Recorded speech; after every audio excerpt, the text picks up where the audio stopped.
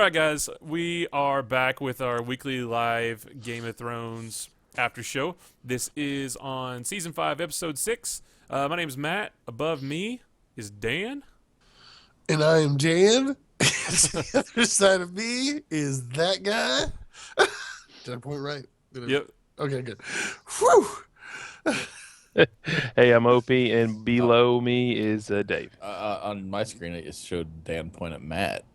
Oh, That doesn't matter. No, I'm watching the Sky. I'm watching the Skype window. Oh, Dan, you okay? Yeah, I think somebody's apartment next to mine just exploded. I guess, or somebody fell down the stairs. One or the other. You look like you just sort of forgot where you were for a minute. It's just very loud. Just all of a sudden, Dan's like, "What? The cops are here. I'm getting Yep. swatted. Oh, you're getting thanks to swatted? you. Oh man, Dang it! swatted on a Game of Thrones show." Every time. So we just finished watching season 5, episode 6, like I said, and this one was really good. oh yeah. Although I didn't write Oh, down that yeah. many notes, but I think it's because I was just so into it. It's like my mind's like a steel trap on this one. Really good character stories in this one. Yeah. Everybody else, what did you guys think? I thought this was one of the best ones so far. Thought it felt a little rapey. Oh, just in one scene. Geez. Oh, that's okay then. Yeah, it's just one scene. Yeah, that's true. So we'll get to that near the end of the show. Let's go ahead and throw out a spoiler alert. Obviously, we are talking about episode 6 that we just watched. So if you haven't watched it yet, you probably really shouldn't be here unless you don't care about spoilers. But Dan, why don't you go ahead and kick us off and let's run through this episode. All right, I have the notes right here. Let me put them up on the screen. Everybody can see them. There you go. So let's start off. That's a with lot the of house. notes. Do you write like one page per scene? No, I usually have like these 5 little notes. It usually goes 5 pages as little notes. Or do you just write in crayons? I do. My letters are really big. I have one of those really big pencils from kindergarten. That's And right. I take up 2 lines.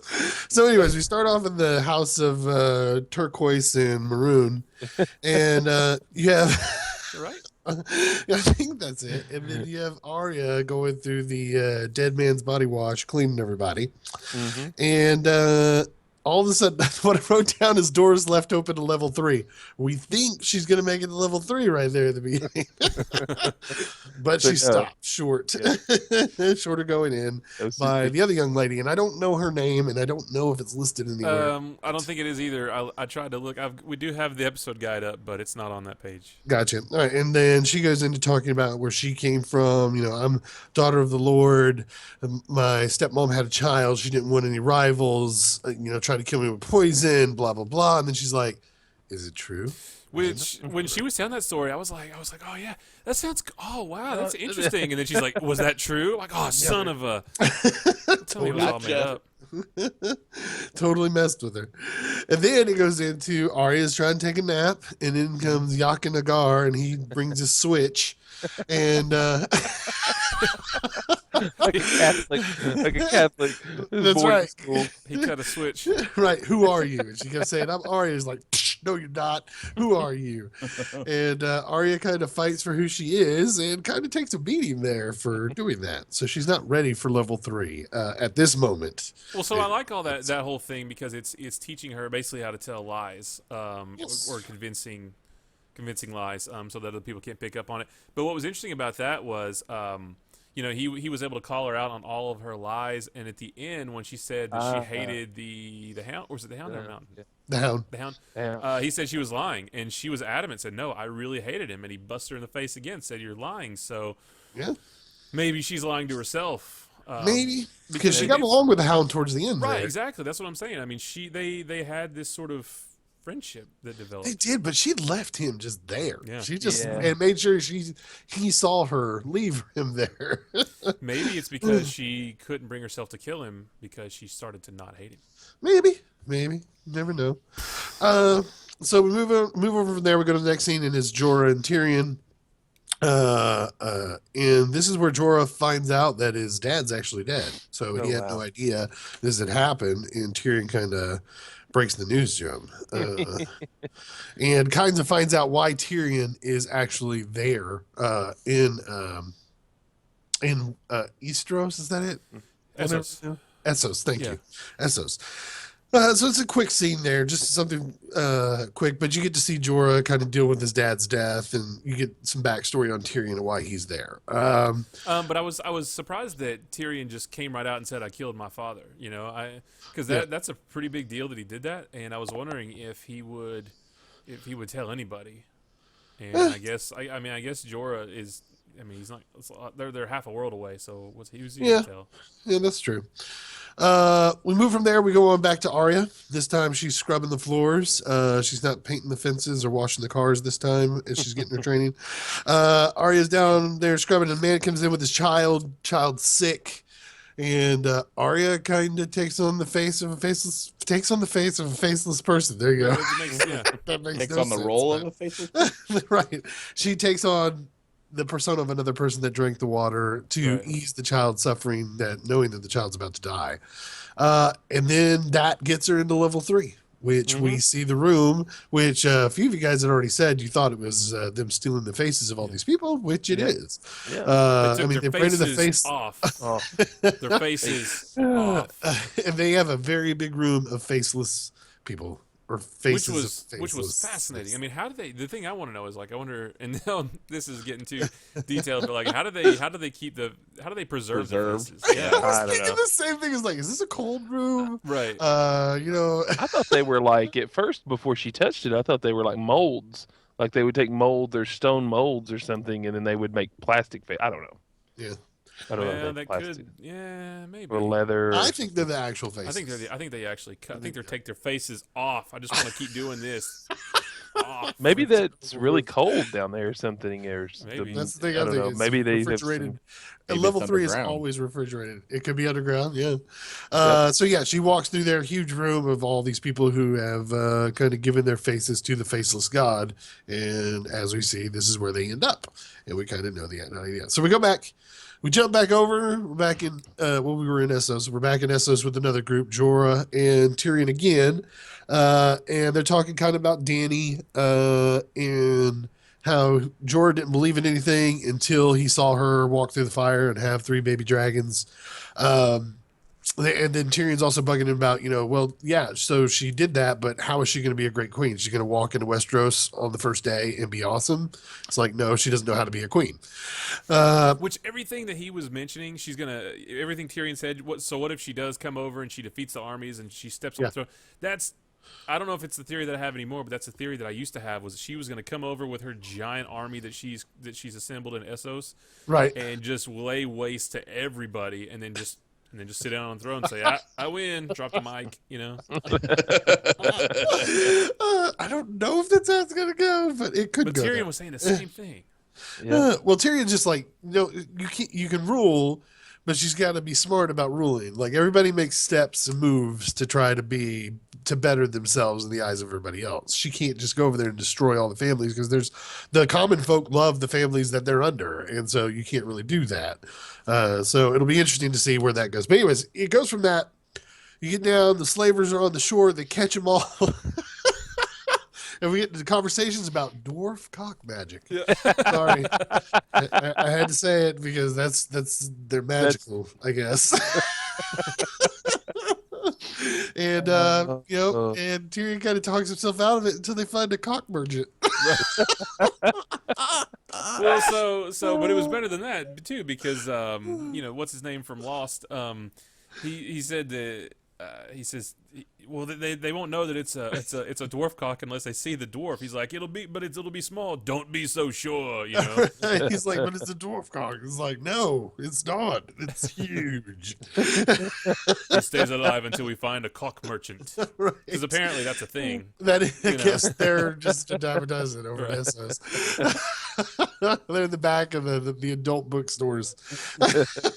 But he also talks them into letting Jorah fight in the fighting pits as they were making up these stories.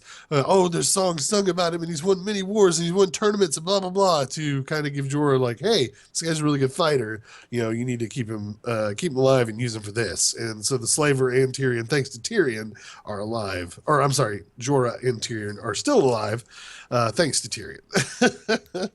Well, Jorah did kind of reassure that he killed a Dothraki blood rider too. That's Right. true. That's true. I thought the slaver was going to make him fight some of his own guys. Be Mhm. like, all right, now prove yourself. Here, 3 of There my you go. dudes can jump you. Here's a sword. Fight him. So it goes from there. Littlefinger's back in town. Town being King's Landing. Sorry. Littlefinger's gets back stopped. in town. He gets stopped by the Right. The sparrows are all by over both the thugs place. in harmony. By Majin Majin. Laurel, whatever his name. He's got the mark on his head. And talks to the sparrows about, hey, you can't have any He's brothels here. He's like, I'm not here for that. Blah, blah, blah. He goes on and meets with Cersei. And this was a really good part because he shows that Littlefinger doesn't care about anybody No, else. I wrote that down. Littlefinger playing all sides. I mean, He does, man. yeah. He is all about bettering himself, and that is it. But what is his? And I think I've asked this before, but what is his end game? Don't know. He's- Yeah, nobody knows. I mean, But his steps to get to where he wants to be is he sees an opportunity in the north. Well, he's and about he's to be mine. Warden of the North here soon. And do you think he has any feelings for Sansa? I mean, do you think he expects her to be alive when the two armies go at it and he comes back there and I he don't gets think hurt? that he cares about anybody else but himself. The only other Right. person he cared about was Catelyn. yeah, and I she think was I think he cares about Sansa maybe a little bit. through, but because of Catelyn, because he was in love with Catelyn, and I think that because Sansa is her daughter, he does care about her to a degree, but I think he cares about himself and his goals more. So if she had to die, let's say, for him to achieve what he wants, then he would let that happen. I think what he wants is for Bolton and Stannis to beat the crap out of themselves up there and be Right. all hurt. He gets Cersei to send an army up there to wipe them out, whoever wins, and then he's positioned as the Warden North, and he takes Sansa as his wife. Have we Right, seen the right. Knights of the Vale at all in these? Have they been introduced at all? In No, it's just yeah. I mean, we've been to the Eyrie, so with Liza, it's just they're and an her army. knights. Yeah, it's just that's just her kingdom, her whatever, her Yeah. lands, whatever. But I guess it's just an army that he has of I don't know how many men are underneath the area, not many, but he's worried about just getting them to go fight each other, let those two beat the crap out of each other, then boom, we'll go up, we'll roll over them, and then I'll take over the north, just to make that's- himself look better. And that's a good plan too. And better his position. That's what he's trying to do. And if he wants to win the North, then he takes Sansa as his wife because the Northern people love the Starks, Right. and now you've situated yourself in a really good position up there. Let's see. Will the Eyrie fight for the king? Tell Sansa, yeah, Littlefinger, blah, blah. All right, so we go back, and now we're down in Dorne, and we have Marcella talking to Tristan. And they're kind of just two young lovers, blah blah blah. They're love. talking about marriage, and he's sneaking a kiss off her, blah blah blah. Baby. Yeah, Baby. whatever, young Baby. love, whatever, it's crap. Then he goes to Doran, who's sitting in his chair, and he's talking to his guy there, and I can't think of that guy's name, but in book 4. He is one of the perspectives of the book. So chapters are named after him, and I cannot think of his name right now. And I don't know who he is. Ario Bill. Hoda. Ario Hoda. Okay. Phil, his name is Bruce. Chad. I think. Is it Chad. Chad Baratheon. Chad Baratheon. So Ario is talking to Dorne. They're talking about each other, and Dorne plays, I think, a little bit bigger part. Or I'm sorry, Ario plays a little bit bigger part because, like I said, the 4th book he has chapters dedicated to him from his point of view. But they're just talking about the two young kids and talking about, hey, something might be coming up. You haven't used your axe in a while. We'll see how you do. So it goes from there, and we go to the buddy cop show, Jamie and Braun. Yes. And Braun is singing their theme song while they're riding down the road. Jamie's like, just shut up. Seriously. Your accent's going to give And us let me away. just say, Braun has the voice of an angel. He does. Oh, yeah. It's He beautiful. does. And he couldn't finish the song, but he kept talking about it, and I wanted to hear the end. He said the song is all about the end. There and you go. But Jamie's like, it can wait. No, it can't wait, Jamie. I want to know. I want to hear it. So they see the kingdom of, well, they're in Dorne, but I can't think of the name of the place. Something Gardens. Oh, Olive. Oh. Olive Gardens. It's the water garden. They see the Olive Garden. Was it water, Water garden? garden. It's like Water unlimited Gardens, there you go. breadsticks. And they're like, finally, unlimited soup, Unlimited salad, and breadsticks. We'll be fine.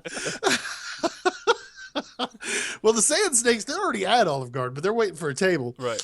Uh, they're Friday there, night, and they're discussing. We're about to grab what's her face? What is it? Marcella? Yeah, Marcella. I can't. There's too many M's. They're about to grab Marcella. Jamie and Braun come in from one side. The snakes are from the other side. A little Scooby Doo mix and match, and boom! Now we're all fighting over Marcella. Right. The duck and dive through the garden. They run into each other. And then the battle commences.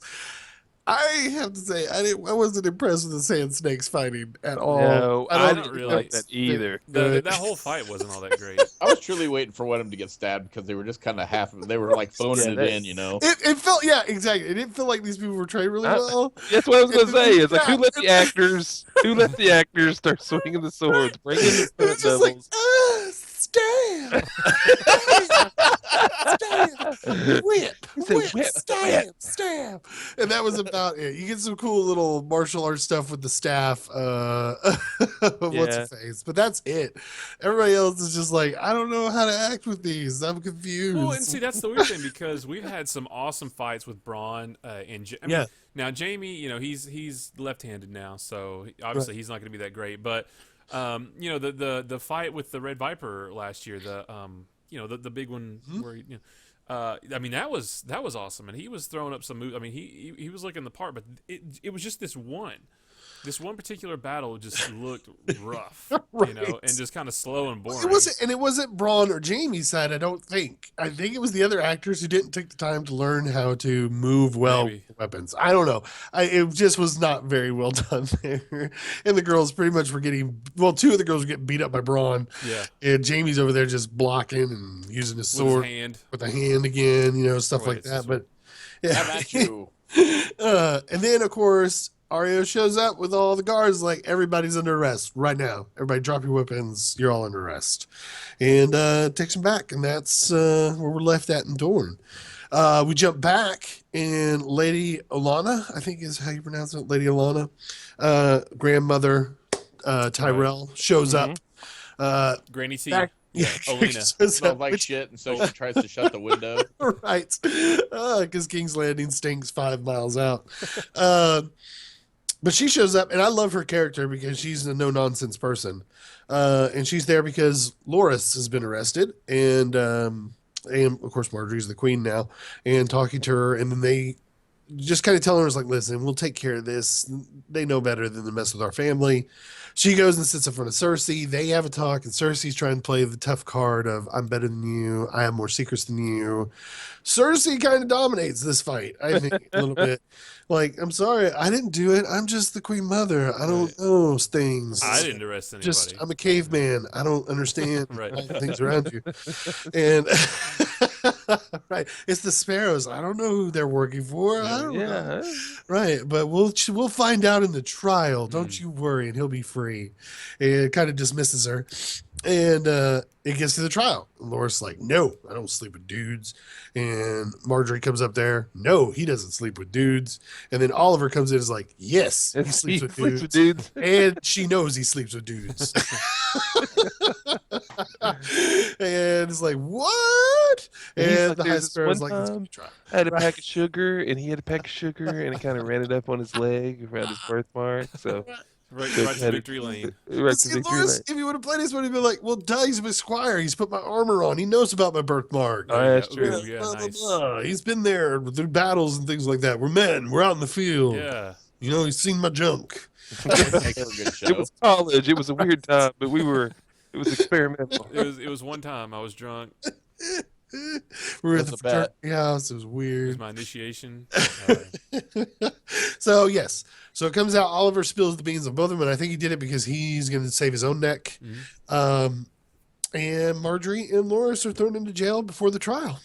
And that's where we're left with that. So, so I really like this though because that shows Cersei's sort of her power because Right. so they so she had this whole thing planned. It was very Littlefinger-esque of her, if you will, but she had this whole thing planned. She knew that Margie would lie and would get thrown in jail too, and I like that the guards went to stop her and went to stop the sparrows from taking Marjorie. But Cersei kind of told Tommen to not let them do it. So she's really been planning this. I like that. She knows her son's not going to do anything crazy. Right. Her son's just a whatever 15-year-old kid who is super nice and sweet, who doesn't really have a ton of confidence like his older brother Joffrey, and he's kind of getting walked over by his mom. And until he stands up and does something, Cersei's pretty much running everything. Yep. Cersei's the one that talked him into letting the Sparrows have power in the city. They're the ones that arrested. It's all the Sparrows, and Tommen's just gonna have to step up here soon, or grow a pair. Yeah, for real. I don't know if he ever does. We'll see. Yeah, Joffrey would have had all of those guys killed. Weeks ago. Yep. So we jump from there. We go to kind of the last whole sequence here with Sansa. Started with Sansa. She's in a room, and old Miranda comes in and is like, hey, let's go take a bath. I'm going to wash your hair and stuff. And then Miranda starts playing the whole, hey, Ramsay's kind of crazy. Don't make him bored. He's done this and this and this. All these people have died. Yeah. And I just love it. Sansa flips it. She's like, oh, so how long have you loved him? I'm not scared of him. I'm Sansa Stark of the North. People love me. She goes, this is my house. Right. She's like, I could bathe myself. Like, who couldn't bathe themselves? Right. But because she's so rich and everything's like, I'll take care of finishing. Don't you worry. I don't need my handmaids washing me now. But yeah, I love that total scene, baller move there. Yeah, I mean, she's no nonsense Sansa, just like we've been talking about the last few weeks. She's grown up, and she's gotten big and bad, and she's like, I'm not scared. Right. I ain't scared. I ain't scared. So she's all beautified in she's got her red hair back. Her black hair's gone. And she's ready for the wedding. And Theon shows up, talking to her again, and he's asking her to take his arm. She won't do it. They go to the Godswood. We go through the wedding part there with another part where they're really concentrating on Theon. Theon, I almost thought was right there just going to say, I didn't kill your brothers. They're still alive, and like jump at Ramsay and stab him. Yeah. I wrote down redemption for Theon in a question mark thinking, hey, this is your moment. Okay. You've been beat down, everything. I thought he was channeling his inner DBZ there. But I think something like that's going to happen though. I do too, but he's got to do it soon. I mean, he could have done it in the next scene. Yeah. So we get back to the wedding night, and Ramsay's like, Ramsay's kind of like, take your clothes off, Theon. You watch, and I'm gonna hit this right here in front of you. And this is where it got a little rapey. A little uncomfortable. Little uncomfortable. And Theon's just crying in the corner. I'm like, dude. I seriously thought that was when he was just gonna haul off, just crush his skull with like something laying there. I did too. I was like, this is your perfect opportunity. You're just. I mean, and technically we don't know. Technically, we don't know what's happened because they kind of killed it then. So. Well, we know she was getting. Oh, yeah, no. Yeah. We know that was going down. They didn't even. There's no question about that. No, there was no question. Right. Nothing left to the imagination there. Right. But Theo just standing in the corner crying, like all of a sudden, it's like, dude.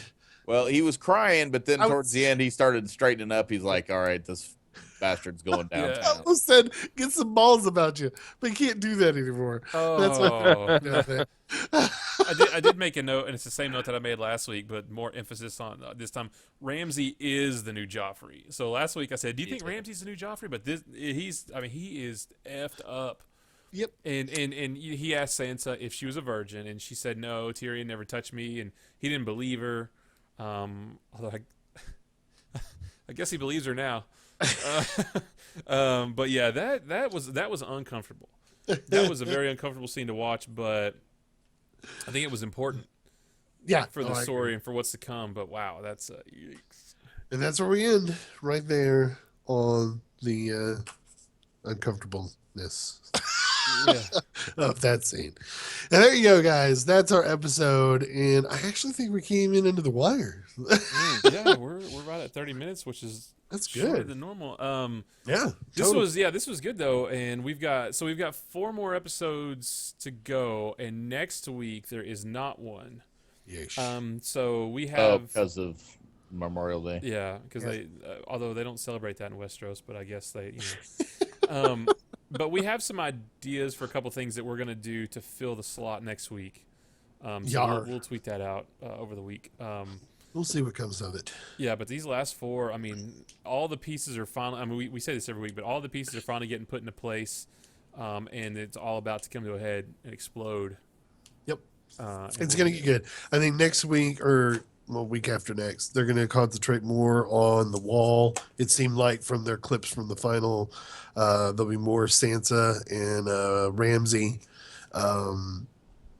So I can't wait to see that because we knew where it left off last time with Jon Snow talking to the wildlings and planning on marching with them to go talk to him. Right. So there were some good moments there in the final, hey, this is what's coming preview of the next episode. Thank you.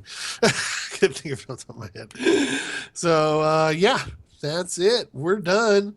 We're going to go give all our faces to the House of Black and White until next week, but we'll get them back then. Until then, follow us here at YouTube/Nerd Punch. Come see us at twitch.tv/Nerd Punch. Follow us on Twitter at Nerd Punch. If it has Nerd Punch in it, that's probably where we are. Facebook.com/Nerd Punch. Basically, Nerd Punch everywhere. 1-800-NERD Punch. Yep. Get that. Keep forgetting that. That'd be good. Anyways, guys, thanks for watching. Yep. We'll see you next time. Thanks, guys. See ya.